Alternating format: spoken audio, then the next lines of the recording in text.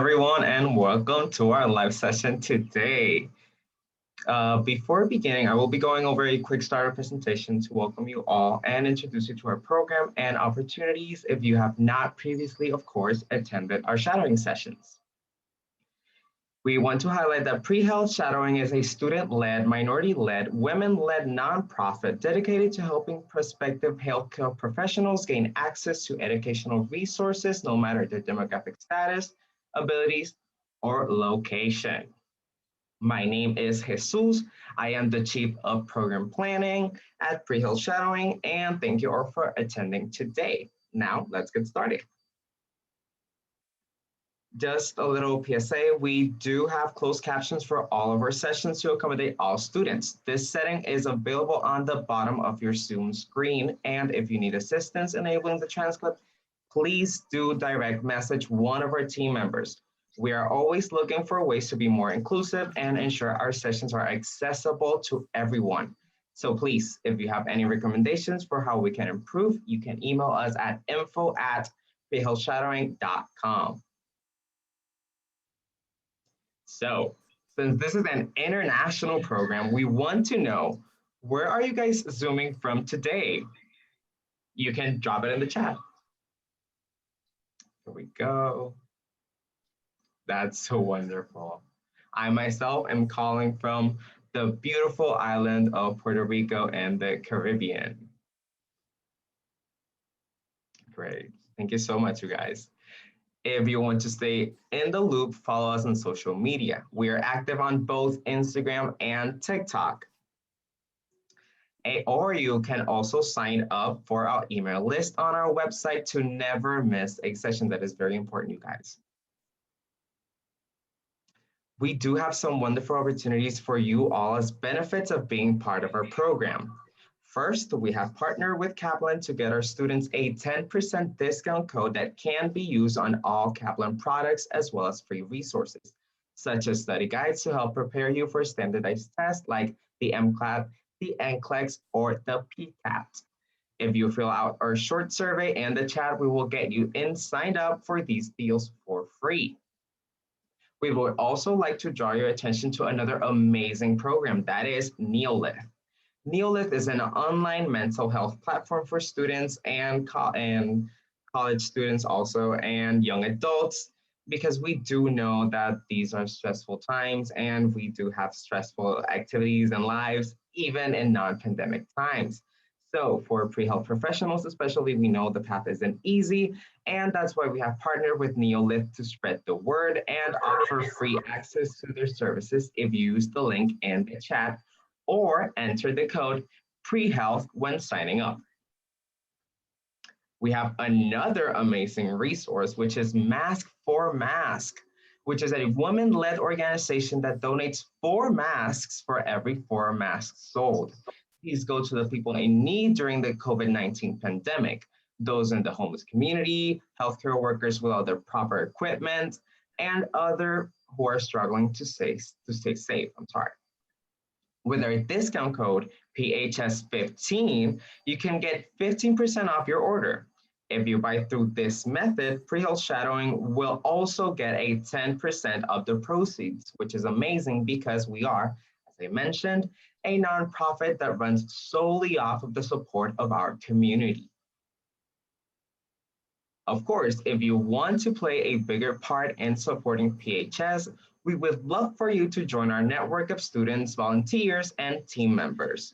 You can apply to be a part of our administrative team and lead students in various projects and initiatives with professional outreach, grant writing, and a lot more. We understand that as a pre-health student, you may not have the time. So we also offer the opportunity to volunteer asynchronously with tasks that can be done on your own time. We would love to have you be a part of this program and contribute your own unique perspective.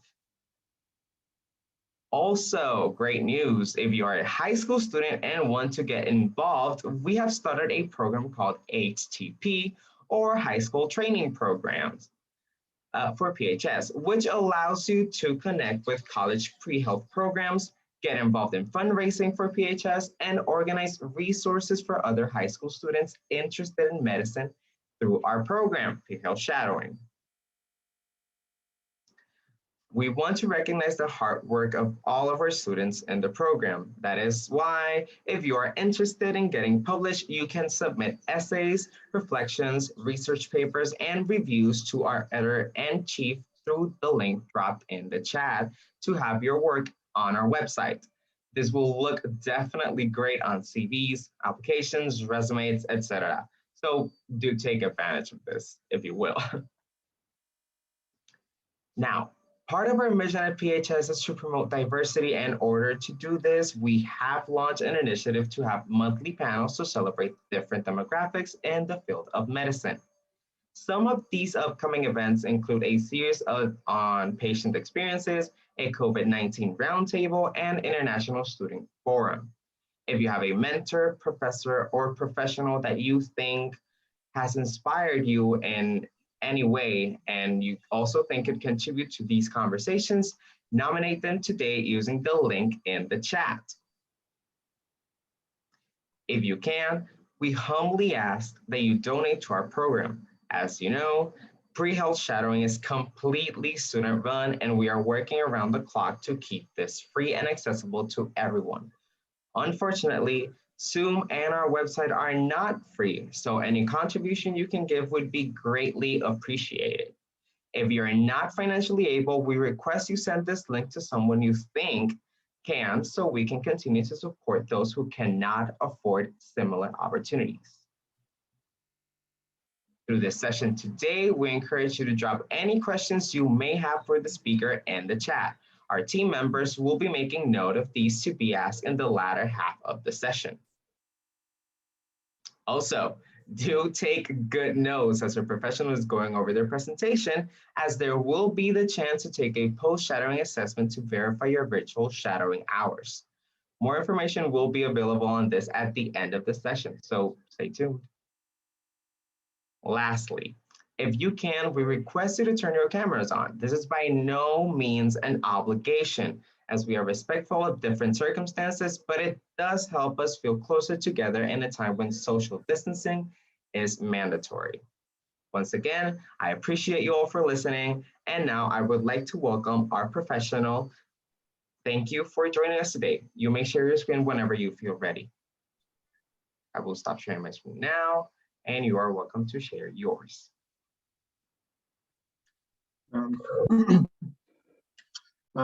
I'll let that question go through real quick. What year in school are you? I won't answer that because I would bias the results, I think. I've been out of school for a while. Thank you for that introduction, Jesus. And just as a sidebar, my last time on a plane was actually going to and from Puerto Rico. I was out there for a conference. I miss it. All right, so let's see where people are. Third year undergrad is the most common, and quite a few high school too. Interesting, very interesting. And I noticed that most of the folks were from the US or Canada. That's great. I've been to a number of those places in Canada as well. Hi, my name is Dr. Jim Scott. I am an Associate Dean and Professor of Pharmacy Practice at the Western University of Health Sciences College of Pharmacy. We are in the Los Angeles area, just outside of LA. I've been with WesternU for 21 years. I graduated pharmacy school a long time ago. I can count, it's probably 27 years ago now. It seems to go up every year for some reason. So I've had a varied set of responsibilities and stuff throughout my career, and I thought it would be good to talk to you folks about it. So I've kind of got 3 parts to the program, kind of maybe 3.5, depending on how you define it. I'll talk a bit about the pharmacy profession. We are in a state of transition, I believe, and so I'd like to talk about kind of where things have been, where they are now, and where they are heading. A little bit about the pharmacy education and how to get in, kind of requirements are out there. And then I'll talk about my career, kind of where I've been and some of the experiences that I've had and those types of things. And then Q&A. So let me see if I can get this to move properly. Yep, there we go. So these slides were borrowed from our school's recruitment office. So they are kind of heavy on WesternU, and my intention is not to tell everybody to apply to WesternU, but to talk about the profession. So just take it as it is. So pharmacists, I mentioned that pharmacy is evolving, and I think that the standard vision of what a pharmacist is at the drugstore on the street side, lick, stick, and pour, kind of filling prescriptions, behind the counter, often with a white coat, and that is traditional pharmacy. The other traditional aspect of pharmacy, which people don't think about as much, is in hospitals, because hospitals have tons of medications, and pharmacists are really the ones who drive the medication throughout the healthcare system, throughout the institutions.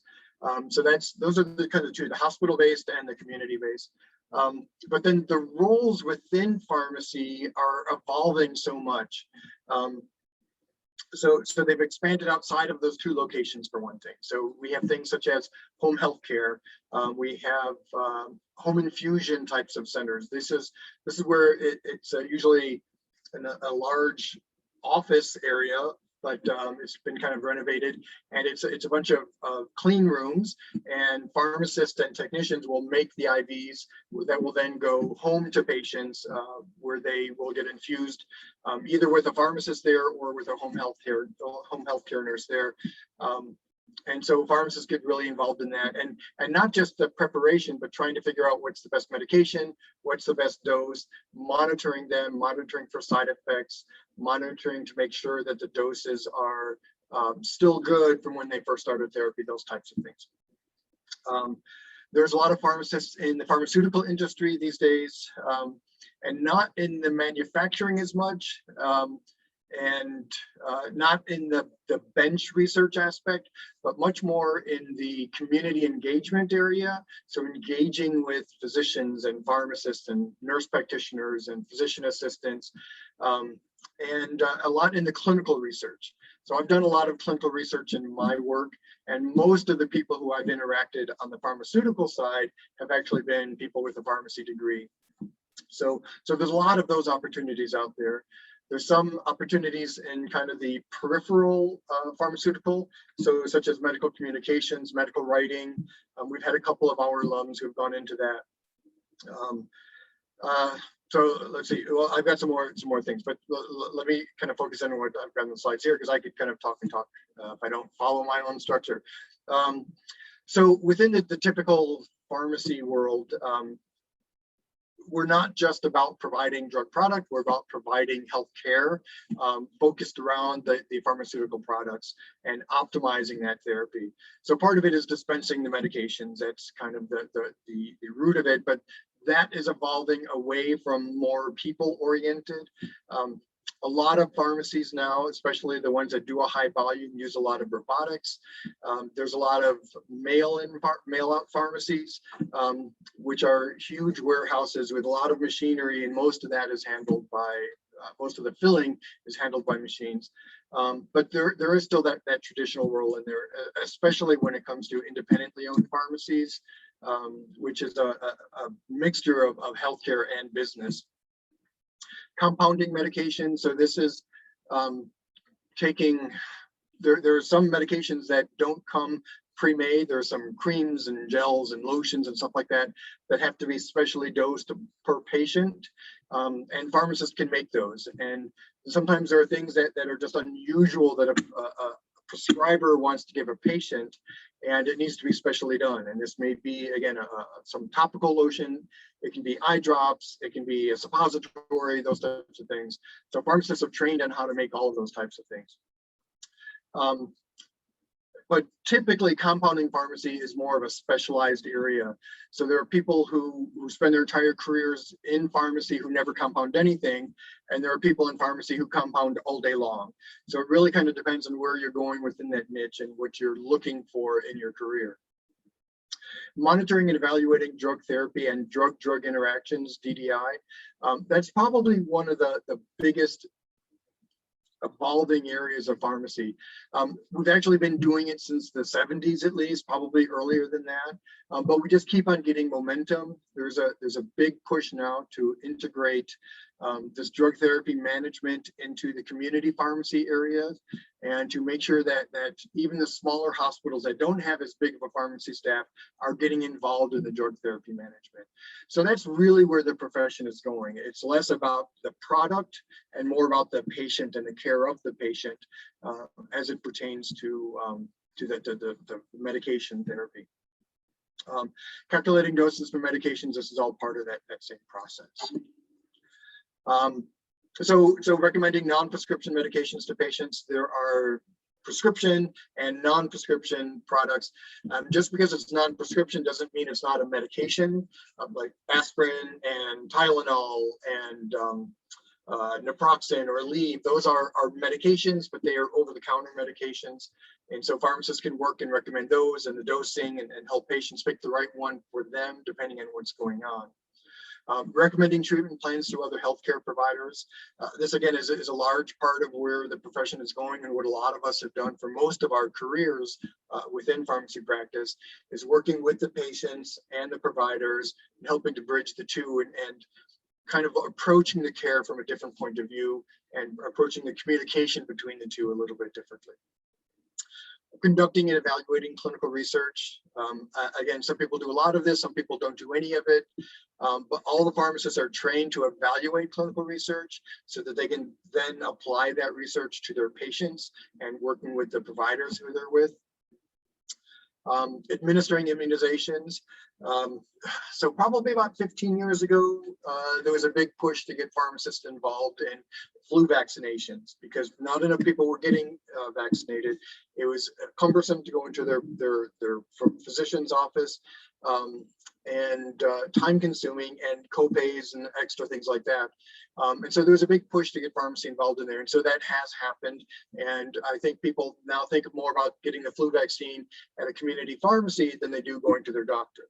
And then with this pandemic, it's really expanded. A lot more pharmacists have gotten involved in the vaccination process for the COVID as that's come out, which has really just started late December. I was out there myself helping to vaccinate people, healthcare providers initially in hospitals, because there were so many people that needed to get vaccinated, and they were so busy that they didn't have their own staff. So they brought in volunteers from schools and things like that. So this vaccination is something that is going to continue. It's going to continue evolving outside of just the flu vaccine. So vaccinating for pneumonia, vaccinating for meningitis, for shingles, all of those types of things is going to become much more routine for pharmacies, typically in the community practice setting, but it can expand into other areas as well. So educating patients and other healthcare providers. We are a wealth of knowledge on medicines and how they work and how to maximize their use. And so education is a lot of what we do, even if you're not a faculty member, educating the patients and helping them understand the medication so that they have more faith in it, so they buy into it a little bit better and they can get better outcomes from it. So lots and lots of different things that we do. So these are just some examples of work location. So academia, yay, I love academia. Been doing it for a long time. It's my favorite area. And we can talk about how to get into academia if you want. It's not where most people want to go. I'd say the biggest reason for me for academia is less about the actual enjoy teaching, although I do, but it's more about the variety of things to do throughout any given day, any given week, any given month. And it's the iterative process of what we do. So we teach. And so from a student point of view, you sit in the classroom and you learn and they have taught, and that's the end of that subject view. But for us, we teach it. We hope you learn it. We look at your grades, we look at your comments, and next year or next time we teach it next semester, we think, how do I do better? And how do I get even better? How do I help them learn even more and to be able to apply it even better? And so it's an iterative process. So we get better and better as we go along until the point that we say, all right, I'm done with that. I've maximized what I can do with it. Let me move on to another topic, or let me see if I can teach a different class. And then you go through that same process. It's always a learning type of thing. All right, so that was me. So within the community pharmacy area, these are kind of the street front types of pharmacy stores. There's chains. Everybody knows the large chains. Different, of course, in Canada than down here in the U.S. Although there is some crossover. I know that you guys have some stuff that we don't, and maybe even the same company but different names. There could be smaller franchises of pharmacies that start out small as a single store, then they're successful and they were able to grow and maybe have 5, 10, 20 within a region. Mentioned a bit about home healthcare, and sometimes again this is just working in a pharmacy IV room space, a clean room, or it could actually be going out and visiting the patients and helping them with their therapies. Long-term care, so as the population continues to age, we have more and more people who are in long-term care facilities, nursing homes, transitional units, rehab hospitals, those types of things. And pharmacists need to be there. Most states have some amount of legislation that patient records need to be reviewed by a pharmacist on a regular basis. So there's a lot of work that goes on in the long-term care setting.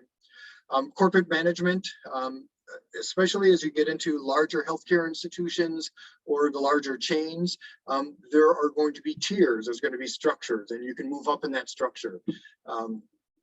So like the CEO of CVS is a pharmacist, and I believe the CEO of Walgreens is a pharmacist as well.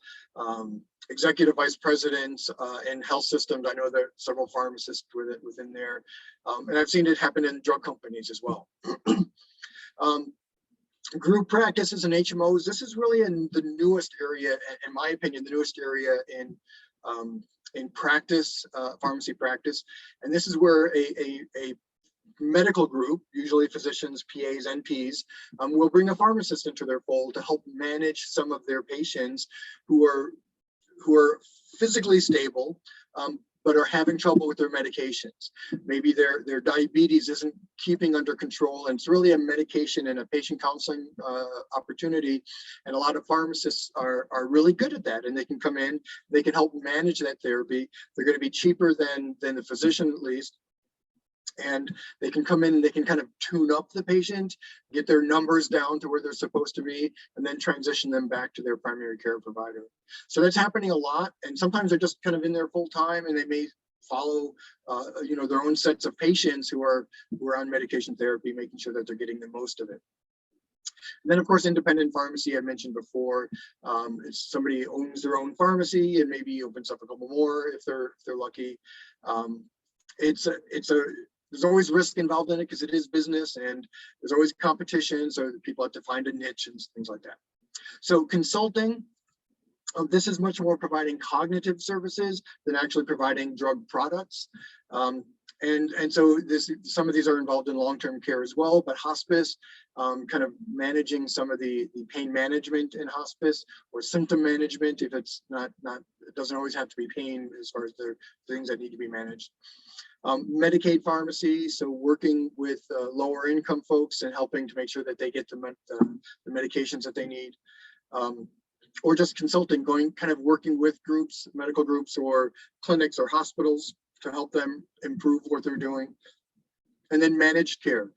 So managed care is kind of its own little, I hate to say animal, but I'm going to say animal because it's kind of like an animal, good and bad. But a lot of insurance companies use managed care as an in-between. And so managed care will typically try to help coordinate the types of drugs that are used for certain diseases and the sequence of those medications that are used. And so pharmacists can get very involved in working on those clinical pathways and those types of things. Industry, mentioned a little bit, so management, marketing and sales. I've seen the people in pharmacists I've seen who have gotten involved in marketing and sales typically either have some sort of an additional degree in that area, or they're kind of starting out. They don't have any extra training beyond the pharmacy degree, and they're starting out as a sales rep, which is fine. It's just one of the career opportunities that are there. I mentioned a bit about research and development, usually focused on the the clinical research aspects of it. I've seen some that are even more focused in the pharmacokinetic aspect. So pharmacokinetics are really how the drug levels change in the body after somebody takes a medication. And so working with a new drug, we have to find out what those are. And so pharmacists can get involved in the research of that and figuring out how to maximize the effectiveness and minimizing the side effect by managing those drug levels. Medical science liaison, also very common role for a pharmacist. They liaise, as you would expect, between providers and the industry. So they're talking usually at a higher scientific level than a drug rep would. They are given more latitude to talk about things that aren't in the package insert yet, the FDA approved package insert. There's usually a little bit more training involved prior to becoming an MSL. They usually need a residency or experience in an area or something like that. A pharmacist who's been a drug rep for a while may be able to go into an MSL position. So it's a little bit varied, but usually it's not an entry-level position. There's other requirements in there. So institutional or health systems pharmacy, this would be the hospitals, which we had mentioned, and the roles within a hospital could vary quite a bit. So I've seen small hospitals, 11-bed hospitals that have one pharmacist, and they do everything. They manage drug levels, they dispense medications, they help out at Code Blues, they do all of that stuff. As the smaller community hospitals, 50 to 100 beds or so, they're going to usually be relatively small staffed, and they're going to do a variety of things. They will do some of the drug dosing, some of the dispensing, some of the case management stuff with the rest of the team. As you get into larger facilities, over 100 beds, 200 beds, 500 beds, you increase the number and the roles of pharmacists in there. And so you may have specialists. So you may have a pharmacist who's a specialist in infectious diseases and antibiotics and antibiotic management, and they will round with the infectious diseases team. You may have a cardiology person, you may have a critical care person, or combinations of these as you get into the larger institutions. And I've been at both of those types of institutions, so more than happy to address any questions that you may have with that. So nuclear pharmacy. So this isn't in a nuclear reactor plant, but there's a lot of drug therapy that involves radioactive materials. So they're usually in the oncology area for treating cancers. Some of them are very directed. This radioactive compound is attached to something that maybe mimics a hormone or something in the body, and that hormone will go to the area that it's intended to go to in the body, and then that radiation will help to treat the cancer, hopefully cure it, but at least treat it. It's also would be involved in some of the diagnostic tests may involve some of these radioactive types of substances. So pharmacists are an integral part of that whole system. Outpatient ambulatory care. So the outpatient within a hospital is mostly like your community pharmacy, but a little bit more narrow, usually in the medications that it has available readily, because it's usually handling patients from that hospital. Usually discharged patients are going to be their biggest business. And then ambulatory care clinics. This again is kind of like putting a pharmacist into a medical group, but quite often in hospitals and in systems, so it's called systems. So the VA system, Kaiser, if you're in a Kaiser state, which I know a lot of you on the East Coast may not be familiar with that. The VA is real big. A lot of the public health system in Canada would have these kind of care clinics, and pharmacists can run their own clinics. They can manage the medications for diabetes and hypercholesterol, asthma, those types of things. So in my background in AmCare, I did work with HIV patients. So I helped to manage their therapy, help to manage their side effects, those types of things. So regulatory, there's a variety of things. Regulatory can be part of the pharmaceutical industry as well, because I know pharmacists and we have alumni who've gone into helping write up the regulatory documents for drug companies, and that's their regular job. Prison systems, prisons have patients who need medications. They usually don't have really complicated patients because they usually get referred out, or maybe they get paroled earlier so that the prisons don't have to pay for their treatment. But there's usually some level of ambulatory care and pharmacy, kind of the pharmacy dispensing that goes on within a prison system, and pharmacists work in those settings. The VA we mentioned, there's a whole spectrum of the VA process, the VA healthcare system that is just about pharmacy. The DEA has pharmacists. The FDA has pharmacists who work in them, of course. I have a couple of friends of mine, one who I worked with, and then a couple of people who are our alums who've been with the VA now, or with the FDA now for quite a number of years. One of them's been there probably 25 years now, working in different aspects of it. They may be a part of the team that reviews new drug applications. I know one of my friends, the last thing that she was doing was she was helping drug companies update their package inserts to the newest requirements, so that there's more similarity between all of the various package inserts for the information that comes along with the medications. Boards of pharmacy, there's a lot of stuff like that. The boards of pharmacy need pharmacists to go out there and inspect pharmacies. So there's extra training that they would do for that to make sure that their inspectors know what they're doing.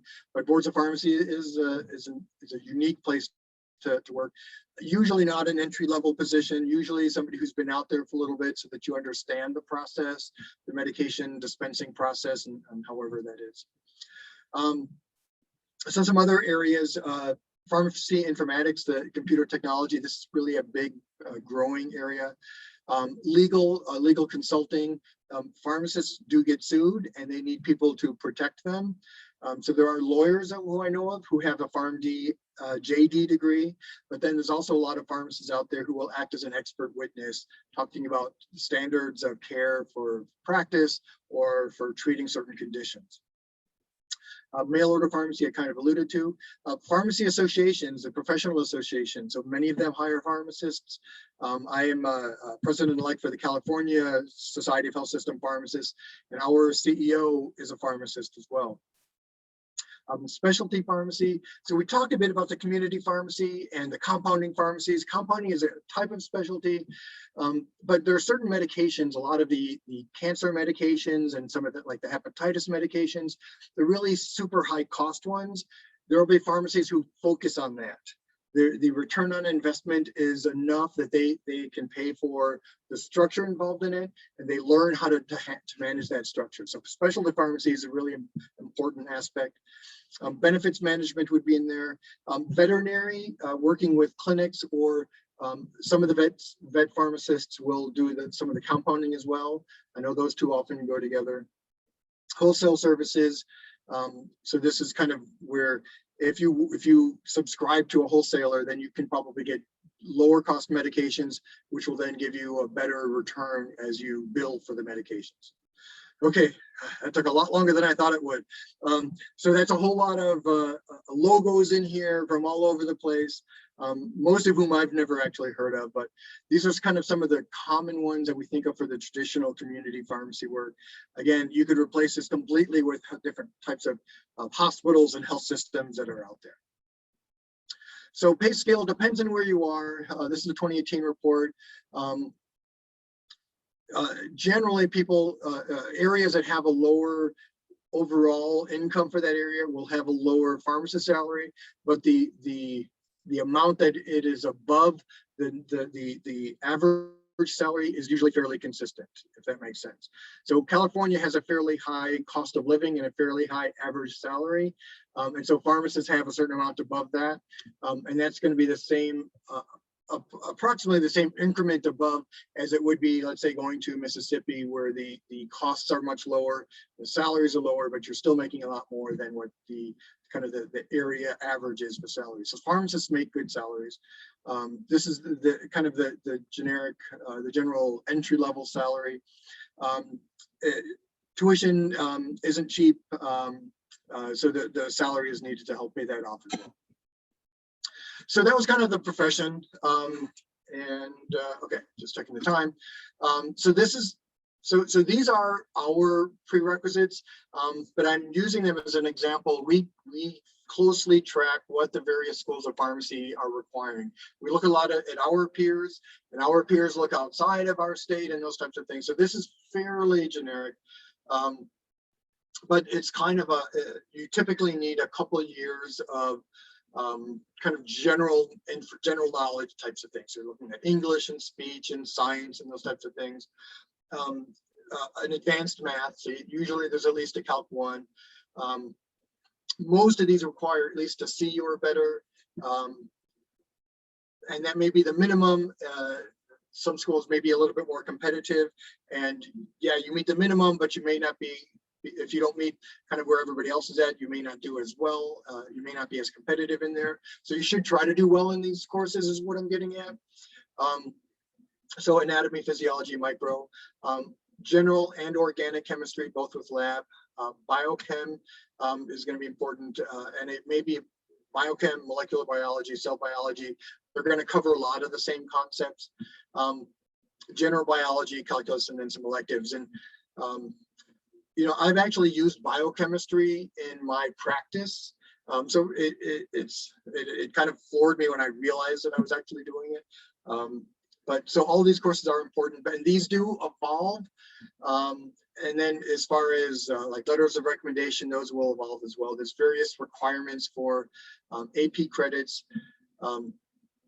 So at minimum, there's about a 2 to 3 year set of courses that you need to take in order to get into pharmacy school.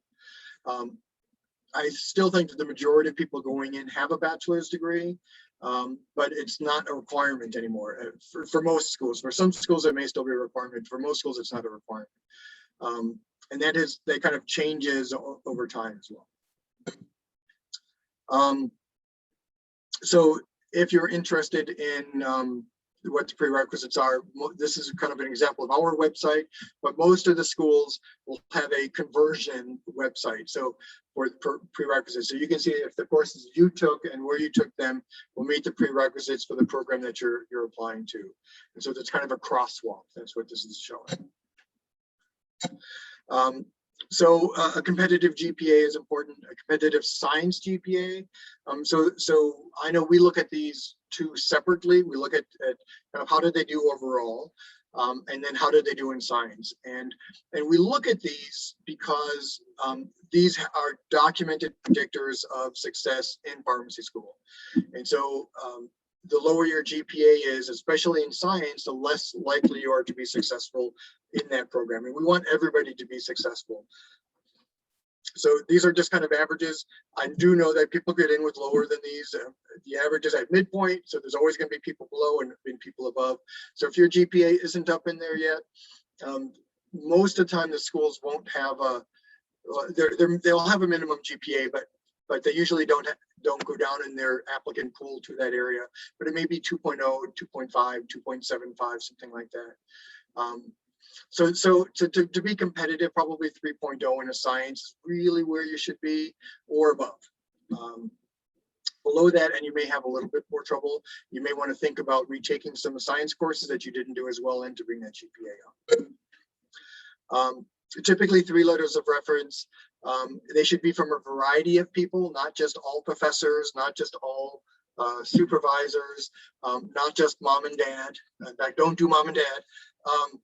But it should be people who know you fairly well, fairly to very well, usually a couple of years. If you've worked, even if it's not in a healthcare setting, but you've worked someplace for a couple of years, and you have faith that somebody, that your supervisor or somebody above them can write you a good letter of recommendation, then by all means use them. Alumni, other pharmacists, these are all going to be important people that look good for letters of reference. There's usually a personal questionnaire as well.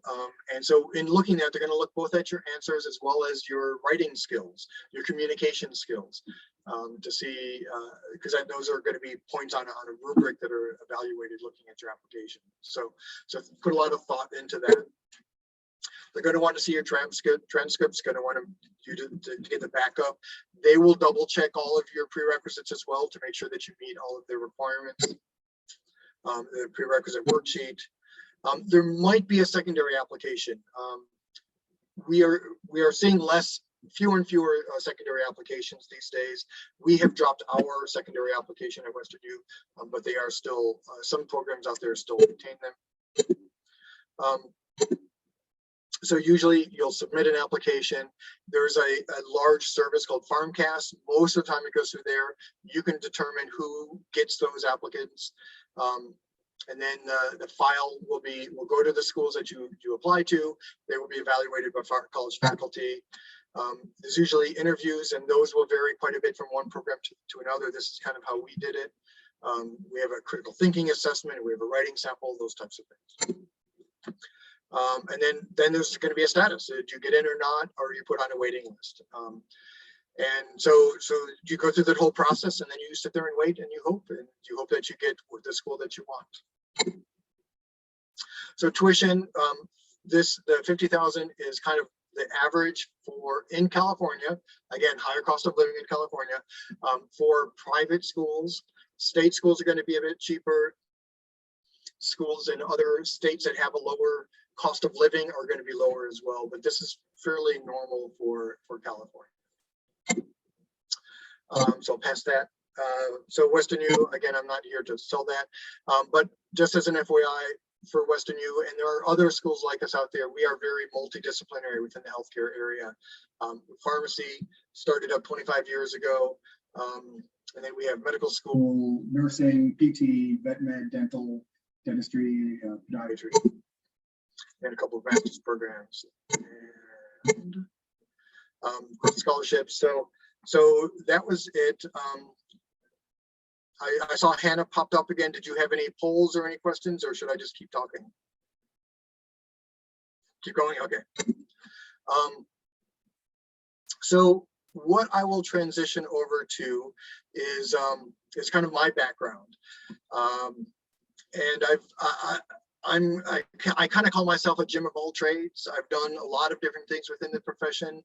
Never done any of them really, really super well to become like a superstar, but I've done them all reasonably well. And so this is kind of my background. So I started out as a pharmacy tech.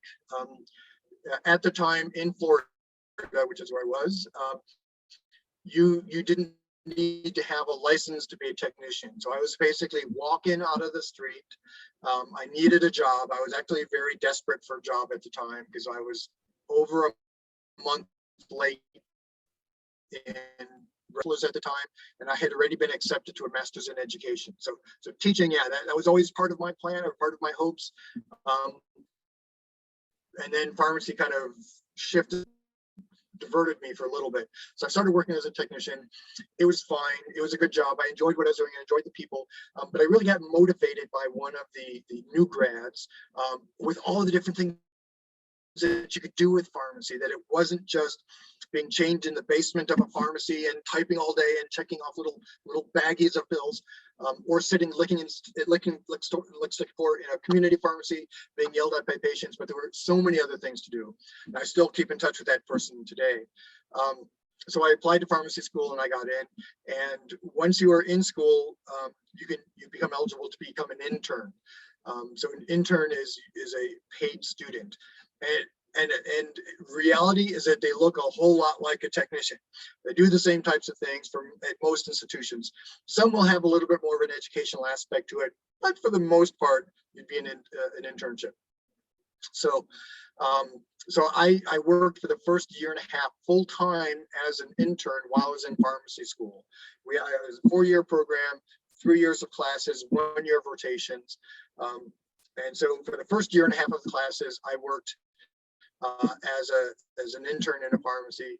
I'm going to talk in a couple of minutes about the second year and a half where I was working full time in a research lab. So after I left, I went to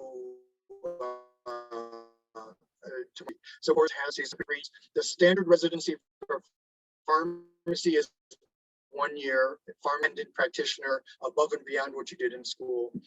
You can do a second year, a PGY2, where you usually would then specialize.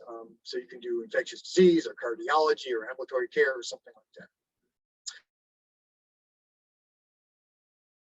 So that it wasn't, I didn't want to go into geriatrics. It was available. I needed something, and it actually worked out really well for me. I then did something which most pharmacists don't do, which is a fellowship. So again, in medicine, we see fellowships. Pharmacy, we see fellowships. So this is a 2-year training program. They range from 1 to 3 years in the hospital setting. We'll talk a little bit later about some of the ambulatory care stuff, and then some of the research stuff as well. Finished my fellowship. I worked for a couple of years, for 3 years, in a hospital in Buffalo, New York, which is a beautiful city to move away from. I enjoyed my time there, and I was enjoyed leaving there. But I enjoyed the hospital time. I got to do a lot of infectious disease work and really kind of got more involved in some research aspects, those types of things. And then I worked part-time a lot too. I grew up with very little. And so if I wanted to have, an apartment with a bedroom or a car more recent than 10 years old, I needed to have more money in order to do that. And so I worked on the side. So I worked during school, I worked during my residency, during my fellowship, and I worked part-time as faculty. Sometimes in a community setting, sometimes hospital, sometimes consulting. So I did a variety of that type of stuff. So I had some time in community practice. So community pharmacy rotations are required in the curriculum. So I did that. That was kind of my minimum. Learned a ton. Learned that wasn't what I want to do with my career, for a variety of reasons, which we can talk about if you'd like. It just wasn't me. I'm sort of a people person, but not always a people person. And in community pharmacy, you need to always be a people person. So I worked full time at it though for 4 months because my job in Buffalo ended with a hospital merger, and I had to find a new job, and I didn't want to get stuck in community. So I did it for a couple of months until I ended up moving out to LA. And then again, part-time as I was working in the hospital and as a faculty member. I'm not sure why that animation. Okay. So ambulatory care clinic, this is something that I never dreamed that I would be doing when I was in the classroom.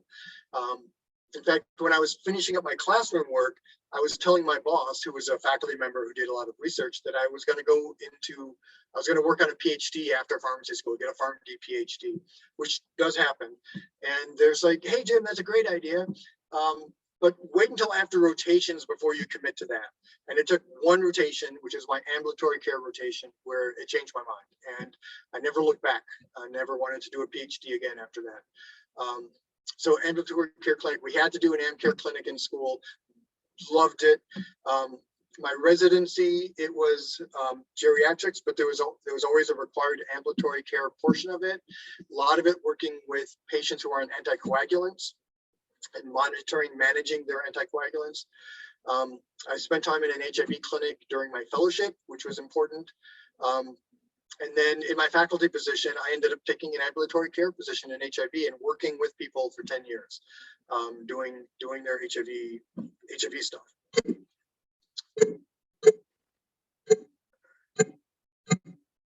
Things to change the next time I do this program. Take out the animation. All right. So laboratory or bench research.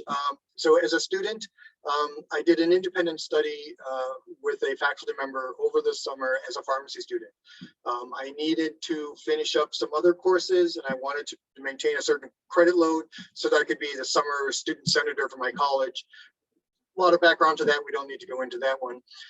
And she ended up hiring me. She wasn't happy with her technician. She let her technician go. She hired me, and I worked full time with her for a year and a half, which was great because I could go into the lab first thing in the morning before classes, kind of get my solutions made up and spinning or aerating, come back in between classes, normalize my pH, get my animals ready, finish class, come in, do what I needed to do to the animals, we'll just call it that, get my tissue samples, and then start running them, and then study while the experiments were running and things were kind of going through. So it was actually a really good experience for me.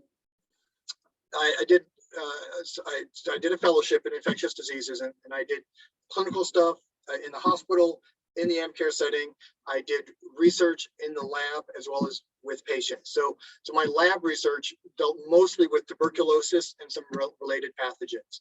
So we had a special biohazard safety lab that had been built, and I was developing a unique way of studying the effectiveness of drugs outside of animals in a system, a moving system, a flowing system that mimicked the drug levels in the body. So it was really kind of interesting, and I enjoyed that a lot. When I went to Buffalo, they were a strong research site. So actually I did some research there as well, some microbiology stuff. And I got my first grant, yay. It was like, I don't know, $500 or something like that, but it was like, yay, type of moment. And then in my current role as a faculty, I have not done work in the lab, but I collaborate with PhDs. And it's that background that I've had that helps me understand what they can do. When I'm coming up with ideas, I have a better idea of kind of the scope of what can be done so that I can better utilize all of those types of things in a research study and have a higher likelihood of it getting funded. All right, so then there's clinical research. So there's lab or bench research, but then the clinical research is involving actual patients. So in my residency, kind of all residencies require a project. My residency one was a little bit weird because it was actually a collaborative research project amongst VAs where they were looking at studying how does pharmacist care impact hypertension, the treatment of hypertension in vets. And so we were one site, and so we kind of did what they did, what they told us to do. And it looked really good. The data looked really good. In my fellowship, again, it was a required experience. I had a couple of studies.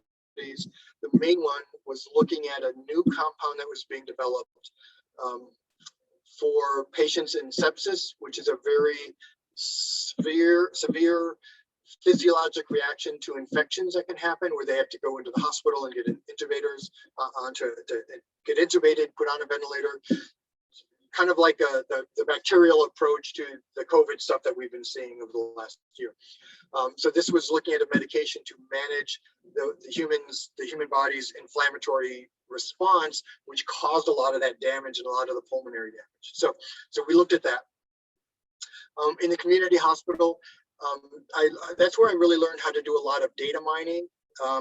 So healthcare creates a lot of data. There's databases of them, and if you can extract information out of there, you can actually be very, very productive. You can become very well known from doing this. You can publish on it, you can get funded on it, you can change the direction of therapies on it, and just from your own site. And so one of the things that I looked at, I had two different databases that I was looking through. One of them was about 10,000 patients who had received some sort of a prophylaxis to prevent infection before surgery. And the other one was, I think, 11,000 patients looking at one of the causes for infectious diarrhea that caused by antibiotics. And so I got to learn how to manage a huge amount of data like that and how to do it efficiently. And then how to do some of the statistics involved with that as well, because like me, or like many other people, I took statistics and I remembered about that much of it because I didn't actually use it. But once you use it, then that just keeps on growing and you understand things a lot better and you can apply them to other things. Then faculty position, lots and lots of research in the clinic, the HIV clinic. My grant funding totaled over 10 years, about $2 million. So it helped me do a lot of things in my career. Okay, let's get through these lines again. My apologies. Okay, so that's kind of my background and what I've done in the bigger picture of things. And so I'll go through a couple of these examples. I don't want to take too much time because I want to be able to answer your questions. And with the sharing the screen, I can't actually see anything coming into the chat, so I'm hoping that things are coming through. Great, thank you, Hannah. So yes, I have one little eye over here on people. So post-surgery. So I did a transplant rotation when I was in school, and I had to round with the surgical team. Most of what I was dealing with was transplant patients, kidney transplant, liver transplants. And some of the nastiest things I've ever seen in my life were post-surgical patients who had huge abdominal wounds. And I can talk about that if you'd like, but it's really kind of gross and I don't want anybody throwing up. So let's say it was just kind of really interesting and eye-opening. Probably the most interesting thing that I saw with one of those surgical patients was somebody who had taken a really long time to recover from a liver transplant. And the first sign of interaction with people after her surgery was her laughing at me. I was standing in a half a circle with the rest of the team. I was the student pharmacist. I was kind of the shy, timid one who didn't know anything, and it must have looked on my face. And she just laughed because she thought it was the cutest thing in the world for me to be just this little sheepish little kid in there. And that started her progress, and she eventually walked out of the hospital doing quite well. And I have chest compressions. So in my fellowship, where I was in the University of Illinois at Chicago, we had a required regular overnight on call in the hospital, and those pharmacists, those postdocs, always had to respond to code blues, the cardiac arrests. So I still hold the record for the most code blues in one night, which was 5. But as I was transitioning from a first year to a second year, and the first years had just arrived, I had been at a code for a while, and everybody knew that the patient wasn't going to make it, but we had to still try. And so I took my turn at doing the chest compressions. So I'm on the bed on my knees with the patient kind of laying out here, and I'm doing chest compressions, and the new resident walks in, and the look on her face was, oh my God, what did I get myself into? Am I going to have to do that? So anyway, it was just kind of fun. Clinic. So the first one, not so happy to be awake. So you see a variety of patients, and you see them for a variety of things. And just because you're seeing them for one issue doesn't mean you don't identify another issue. So I was seeing a patient in my residency for his anticoagulation. And I started out my discussion as you might, how are you today? And he's like, I'm horrible. I'm like, oh, I'm sorry, what's going on? He's like, I woke up today. And then, so, I'm a resident, first time running into this, and I'm thinking, okay, so he's got depression. So I need to make sure that he's getting a referral. I need to contact his primary today to make sure that he's getting a referral. It was just that reality that there really are patients who are that depressed that they can't even hide it anymore, because a lot of people will hide it, and he couldn't even hide it.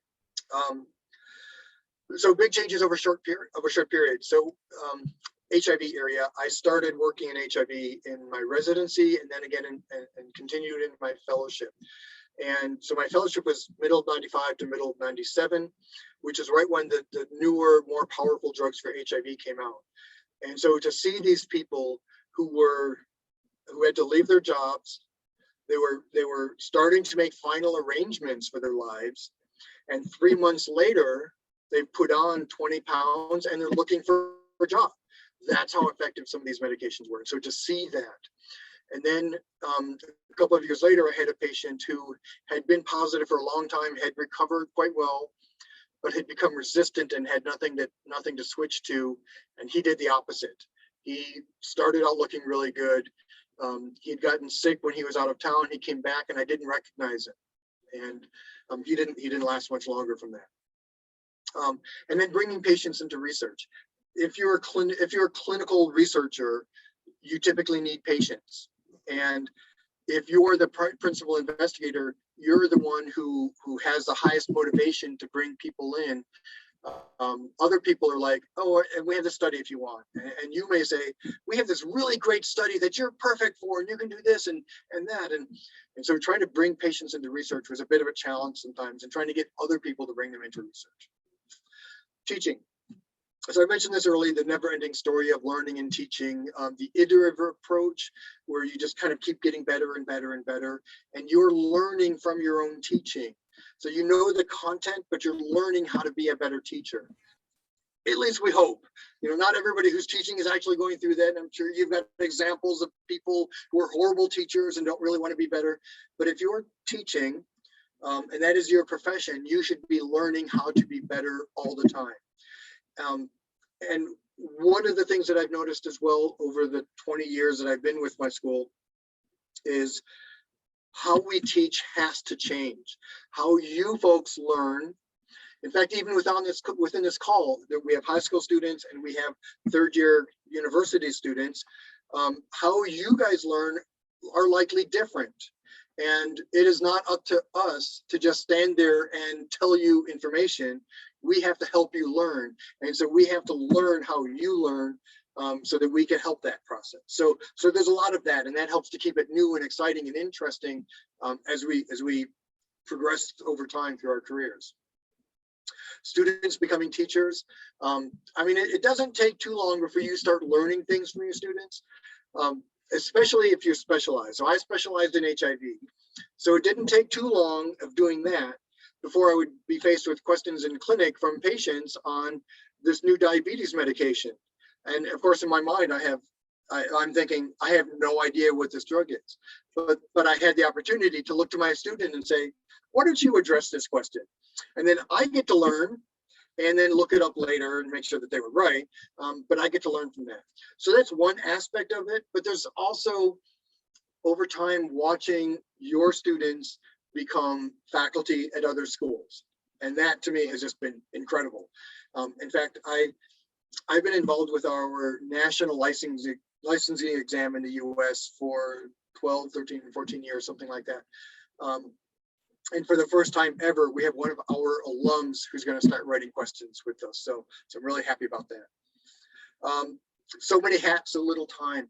That's another thing that I love about academia, because it goes beyond the teaching. There's so many different things. There's professional involvement, there's committee work, there's research projects, there's all of these different things that are just so exciting and interesting that you really want to get involved in. And you've only got so much time, so you have to learn how to say no. But until you do, it's just really exciting to look at all these possibilities.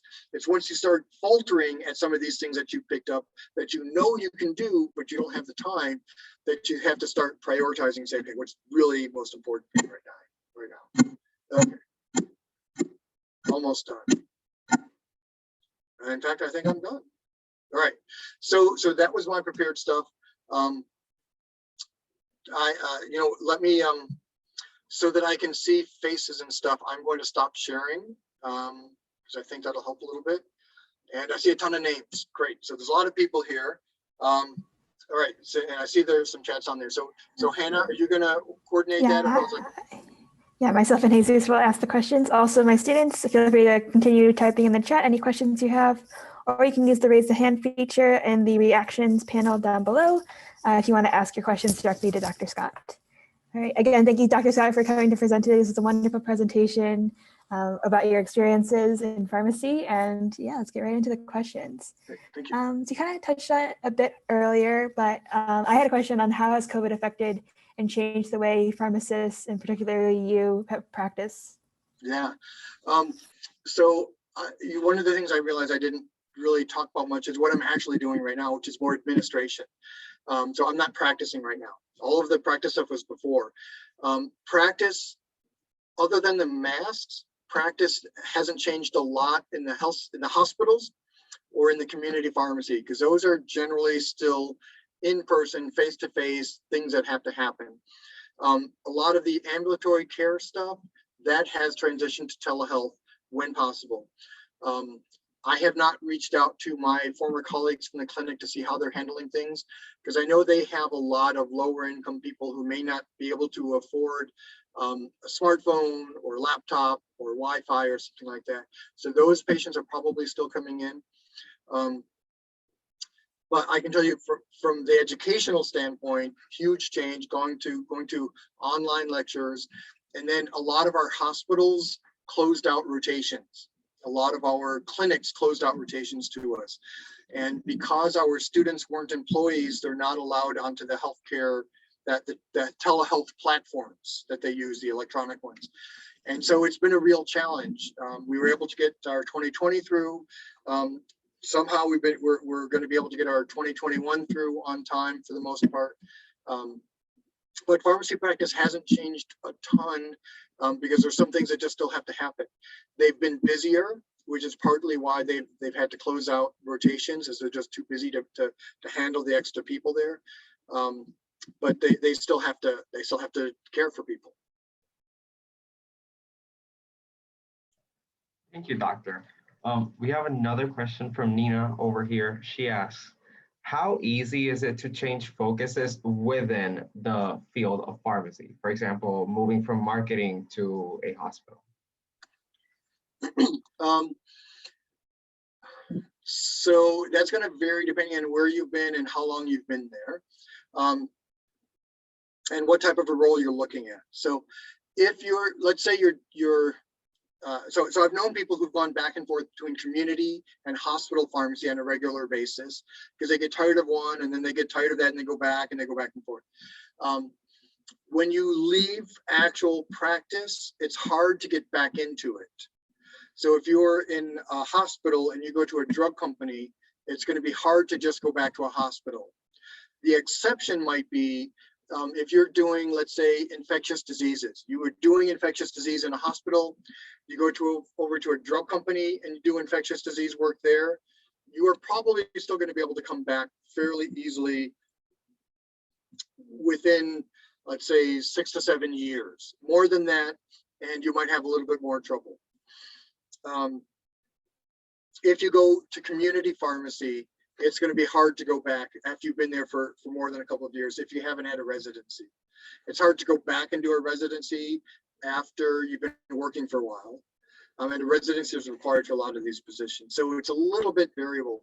I have personally found out that it's hard for me to go from academia, 10 years of not practicing, even to go back into a hospital, because how they do things has changed.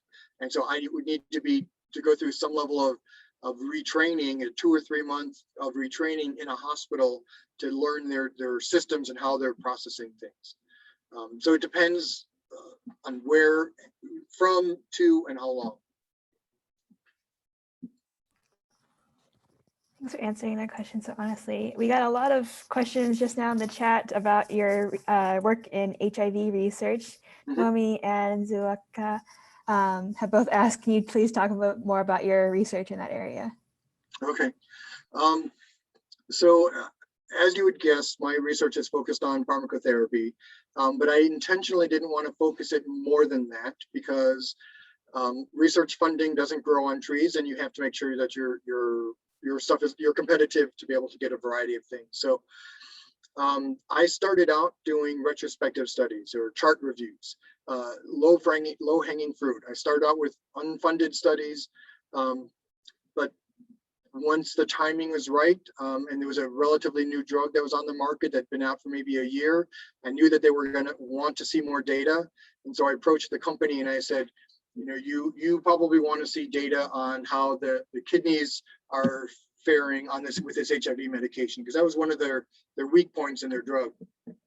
And look, we have 2,000 patients. So if you pay me, I will look at it and I will present it. And so I did that, and then I added on another study because of a drug interaction that had come up a little bit later. But I probably went to 7 different conferences just from that study, looking at different aspects of that data pool with doing that. One of the studies that I'm most proud of getting, I've been sitting in my office seeing patients. One of the nice things about Amcare Pharmacy is you sit on your butt all day. So yeah, the pounds pack on, and I'm going to stay seated during this program. But I was sitting in my office talking to patients, and I had a patient who was this tiny. She couldn't have been 95 pounds, maybe 30 something lady with HIV, and she was on a particular medication. And then my next patient was tall, he was like 6'5", probably 275 to 300 pounds, the exact same dose of the same medication. And I thought, how can those levels be enough between both patients to be effective in him and not toxic in her? And so I applied to the company to do a drug level study. So I wasn't looking at effectiveness. I was just looking at drug level. So I was looking at patients who are already on the drug. And I recruited a group of patients who were really tiny all the way through to really big. And so that was what I proposed. And it was just a blood. I was going to keep them for a day, do their blood levels throughout the day, send them off to a lab to be done. And I didn't hear from them, and it was like 3 months later, and then my drug rep walks in with a check for the full amount that I had requested, which is the only time that that's ever happened. Because most of the time they'll say, yes, but can you do this? And here's a contract, and we need to at least see the data before you present it, and all those other things. So I was able to do this study independently, and so I hired people from our staff, and I hired the clinic on a weekend to be able to do it. So that was kind of one of the more interesting things that I did. But then I did some simplification studies as well. So simplification within HIV is you take somebody who's on 3 or 4 medications, different products each time, and then you simplify them to like a 1 tablet once a day regimen, or maybe a 1 tablet twice a day. But they had to have been stable, and then you transition them and you see if they're still stable. So I got funded for a couple of those as well. And those are longer term studies. Those are a little bit harder to recruit because they're doing okay. So why change them? It's not broken. But the breaking, you want to catch them before they break. And so that was part of the sales pitch and that type of thing. So that was where a lot of kind of the dollar volume of my research studies came in, because these are a lot more involved, and they took place over several months. So just a smattering of what I've done. Thank you, Doctor. So Megan asks, now that you're talking about your position as a researcher, which position, student, researcher, working in a hospital or academia, made you the happiest, or makes you the happiest? Oh, wow. That's a hard question. I'm kind of an even-keeled personality person. So so my highs and lows aren't that different from each other in general. I'd say the administration that I'm doing right now probably gives me the least personal joy, but it's a step. And it's not forever, and it's because I'm the ogre and all those other things as administrator. It's probably that 10 years that I was working in the clinic, because I could see the impact that I was making. Everything that I did, was things that I really wanted to do. As an administrator, I do things that the college needs, but as a kind of a regular faculty member, I have the freedom to pursue a lot of the things that I really want to do. Thanks for answering that. It speaks to your Jim of all trades personality for sure. Yeah. Nina has asked, what is the biggest obstacle you had to overcome in your career thus far?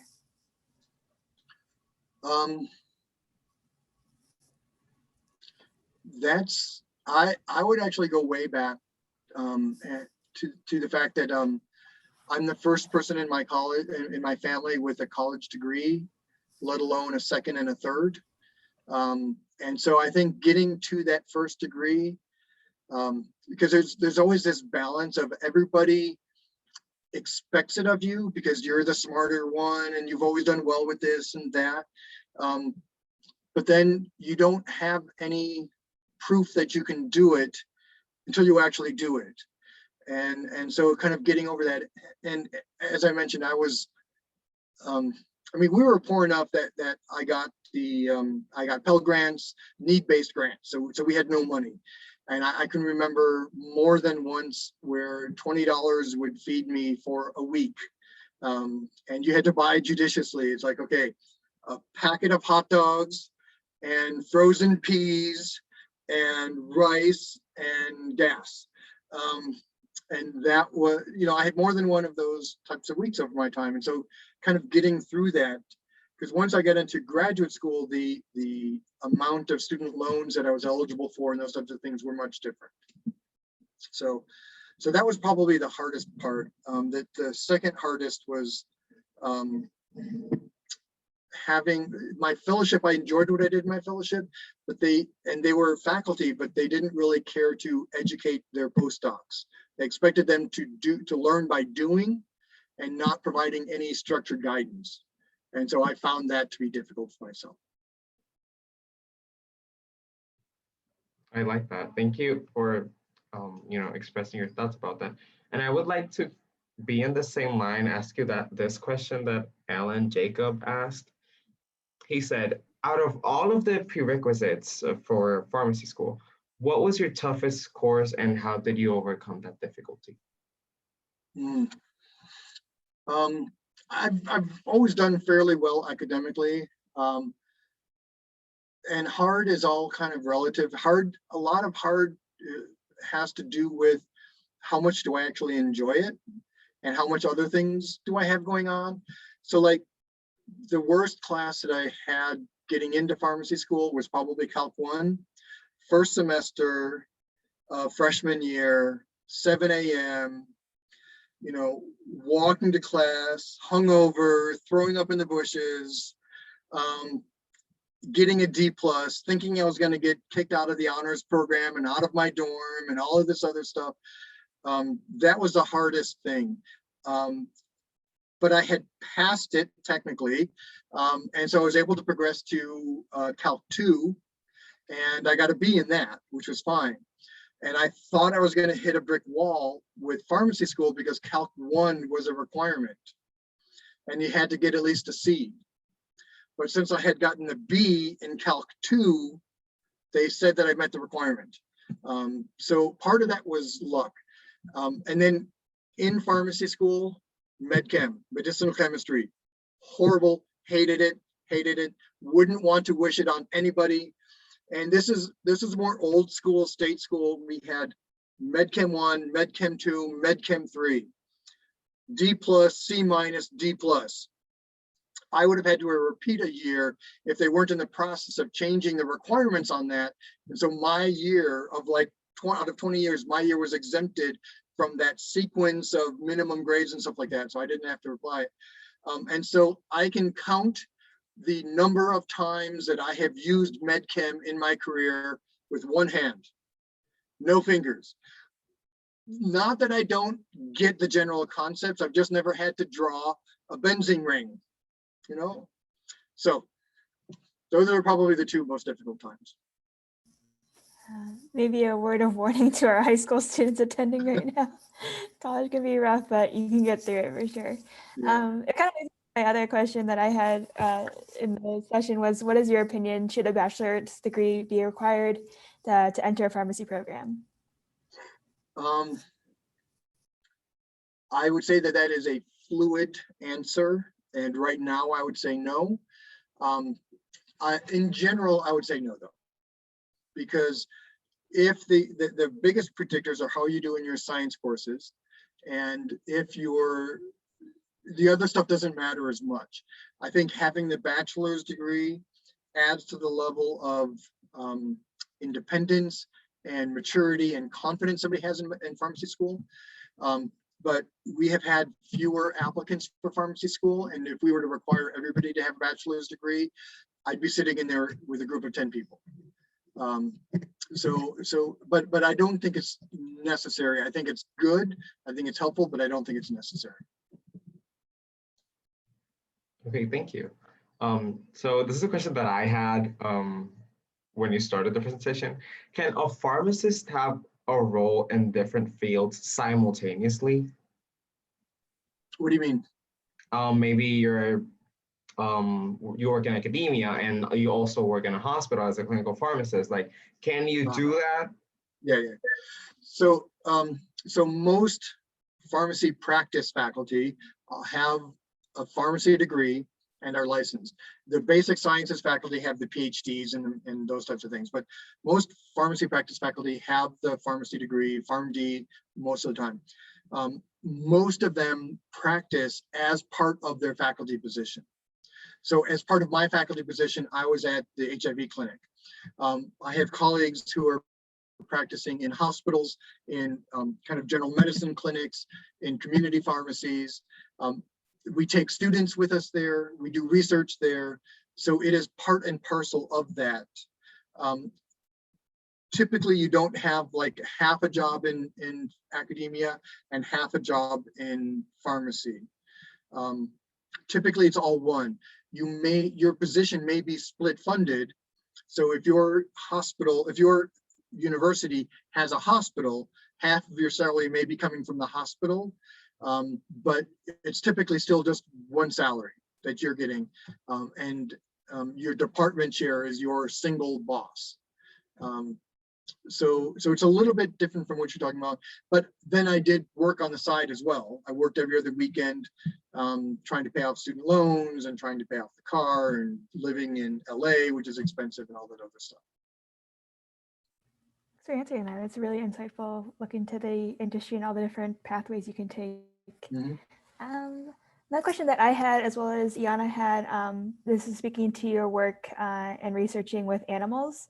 How did you feel about working with animals in the lab? Did you have any ethical or safety concerns? And then Iana asked as a follow-up, what did you consider the biggest ethical issue in the pharmaceutical industry? So I didn't have a personal issue with the work that I had to do with the animals, and so what we did, I'll let you know. I worked, what she called herself, a psychoneuropharmacologist is what she called herself. So she worked with a particular type of rats, lab rats, and we would get them addicted to cocaine or alcohol or both, and kind of get them to a certain point. We would sacrifice them, take out very particular regions of their brain, and then run tests on them to look for some biochemical changes due to one or the other or both. And that was kind of a focused stuff that I really kind of worked on. So I looked at the bigger picture of everything, which was we are working at trying to improve the quality of life for people and trying to better understand addiction and the neurochemical aspects of it, and trying to kind of just get a good feel for that and to come up with better treatments and better treatment algorithms. So sacrificing the animals, it was done, I hate to use the word humanely because they're not humans, but that concept that they didn't suffer. So it was a quick, and if you did it right, relatively clean kill process to kind of then be able to take out the regions that you needed. I never had any problems with that personally. I never had any problems from other people, but I didn't talk about it a lot either because I know that people do have problems with that type of stuff. So that's kind of, yeah. Does that answer what you're looking for? Yeah, thanks for speaking so honestly and openly about that. I can understand it is definitely a hard topic to talk about, like your feelings about it and having not an issue with it, which is, yeah, also very valid as well. Ayana also asked, what do you can then consider the biggest ethical issue in the pharmaceutical industry?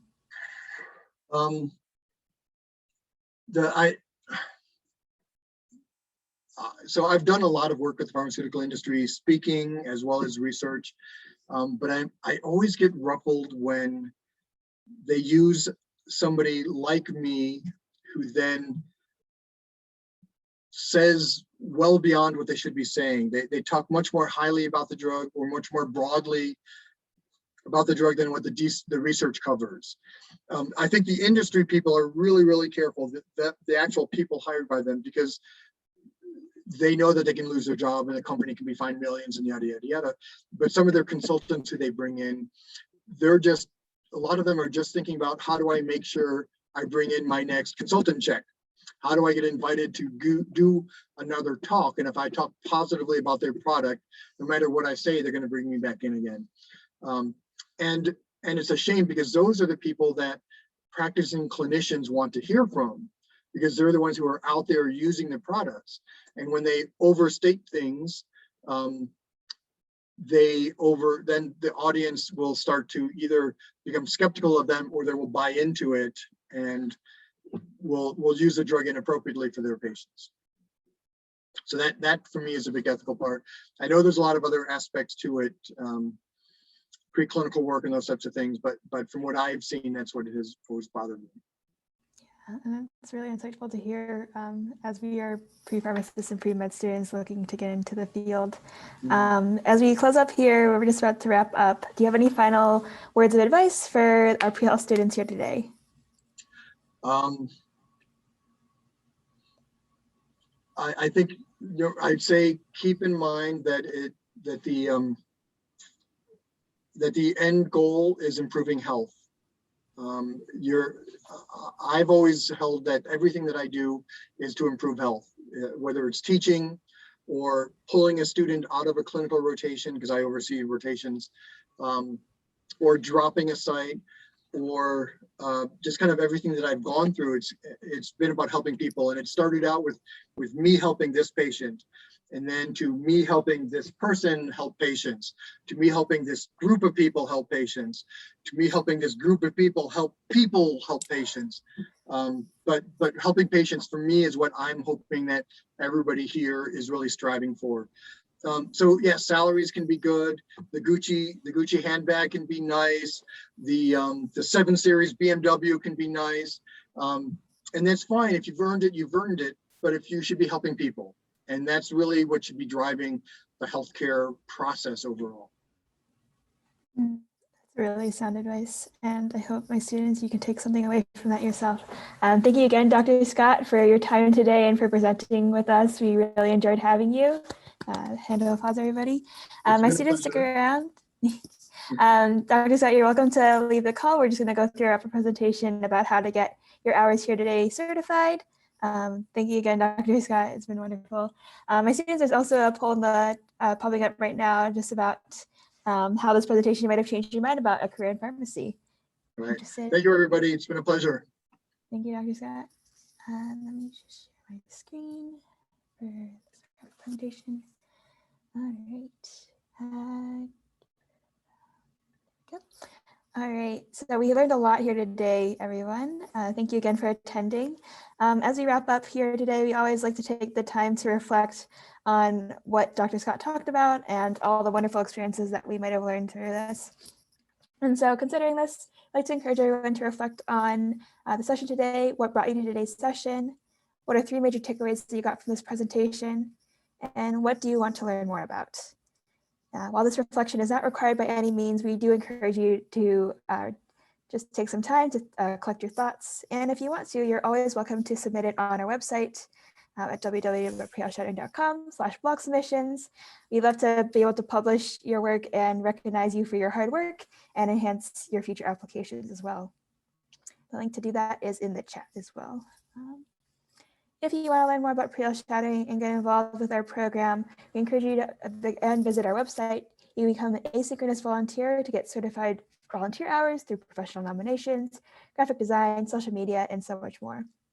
We are also accepting team member applications if you want to take on a more active leadership role in pre-health shadowing, to lead projects and initiatives, and to also lead live sessions up here with us.